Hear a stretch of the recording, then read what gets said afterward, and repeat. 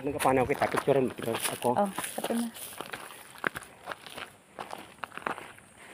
Mo lang inang iya daya. Mo lang iya daya. Tapos siya pang nauna kay gusto niya picturean ko na siya. Grabe ang mga pebbles dire.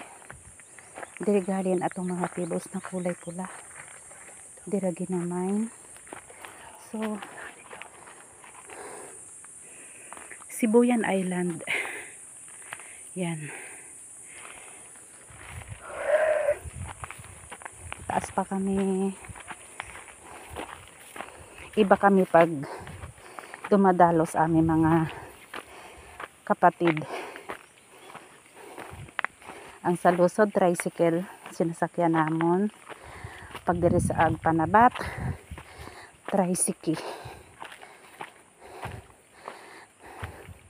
So itong sinasabi ko sa inyong mga ka-idol na sinasabi ko sa kanila pala.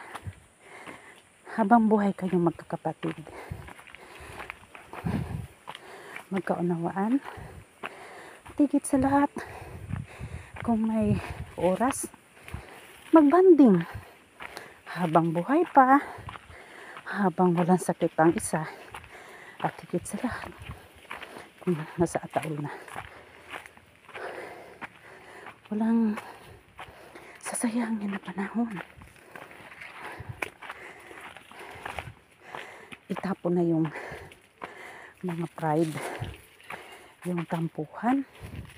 Wala na yan. Dapat ay maging masaya lang tayo. Mamuhay ng payapa. So ganito kahaba ang nilalakad namin. Panganay namin siyang kapatid. Sa Maynila naglagi. Tas dito nakabili ng lupa. Oh, Pearl. Naalala mo ba to, Pearl? Ayan. Yan pa. Ganyan kahaba. Again, pebbles. Pebbles. At ganito rin kainit.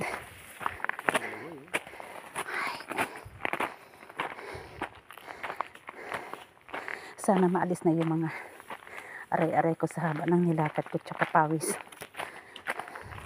Mga kamuting kahoy. Baka sa kanya na rin yan. Sa kapatid ko. Siguro mga 6 pa siya pumupunta dito.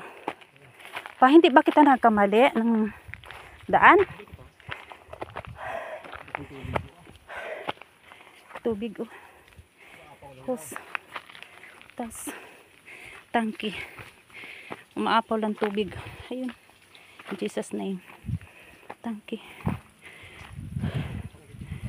Bumibigay na. Pasi siya din nakaduro ang tataas ng puno na pagkakaingin. Ito pala.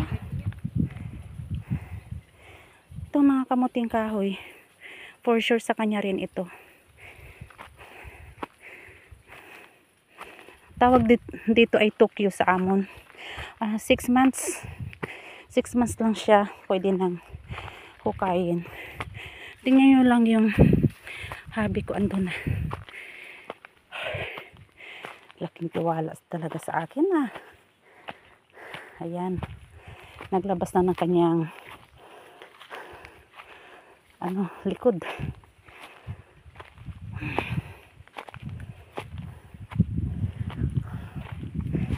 Sabi ko kasi sa kanya kahapon, kung kaya ng pawis ko maglakad. Kasi di pa ako gaanong gumagaling. Swerte at kaya pala.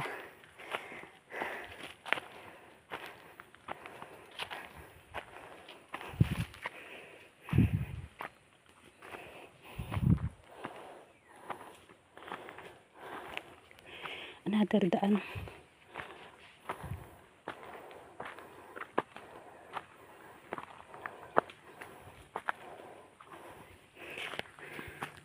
itsura ko mga ka-eyeball.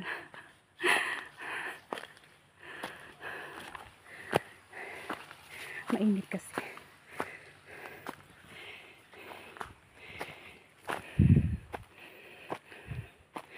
Dito malilim na kasi. Tingnan nyo. Instead na hilahin nyo ako pataas, pakaway-kaway pa.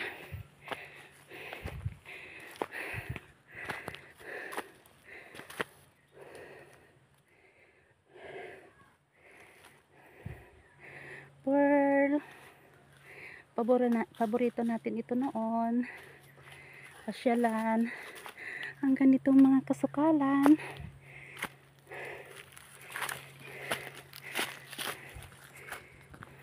Ikaw na pa ang hawid, oh.